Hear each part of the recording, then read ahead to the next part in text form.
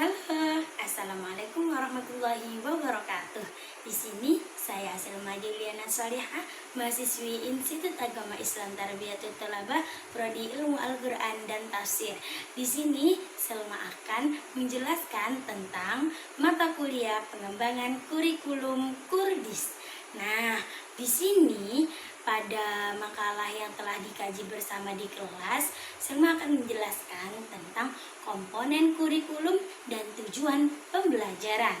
Komponen kurikulum memiliki 4 komponen utama.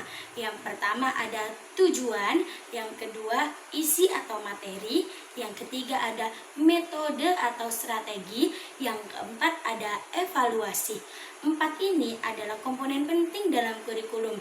Ketika salah satu komponen ini tidak ada, maka komponen kurikulum itu akan melemah. Nah, kita akan bahas tentang satu-satu komponen kurikulum. Komponen yang pertama yaitu tujuan. Jadi, di setiap kurikulum pasti ada tujuan, karena tujuan itu merupakan bagaimana kita tahu jalannya kurikulum tersebut.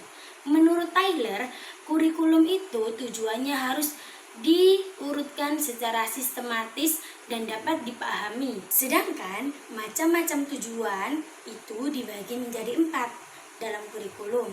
Ada yang namanya tujuan nasional, ada yang namanya tujuan institusional, ada yang namanya tujuan kurikuler, dan ada yang namanya tujuan pembelajaran. Kalau tujuan nasional, maka bagaimana tujuan kurikulum itu dalam lingkup nasional? Kalau dalam institusional, maka bagaimana lembaga tersebut mengembangkan kurikulum tersebut? Kalau dalam tujuan kurikuler itu bagaimana target di setiap mata pelajaran yang akan dicapai. Kalau dari tujuan pembelajaran sendiri, maka bagaimana pendidik itu mencapai target daripada tujuan pembelajaran. Yang kedua, kita akan menjelaskan tentang metode dan strategi. Dalam komponen kurikulum, metode dan strategi sangat penting. Bagaimana kita hari ini menemukan berbagai metode, berbagai strategi dari berbagai macam mata pelajaran dan dari berbagai macam pendidikan.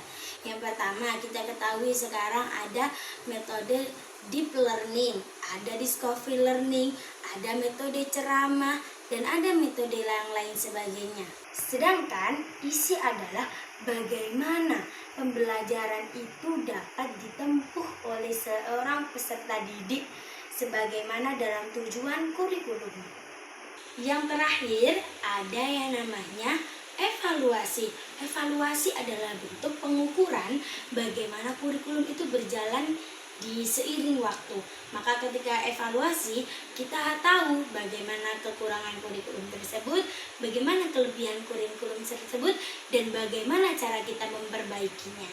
Lalu kita akan belajar apa sih tujuan pembelajaran. Nah, kenapa harus diadakan tujuan pembelajaran?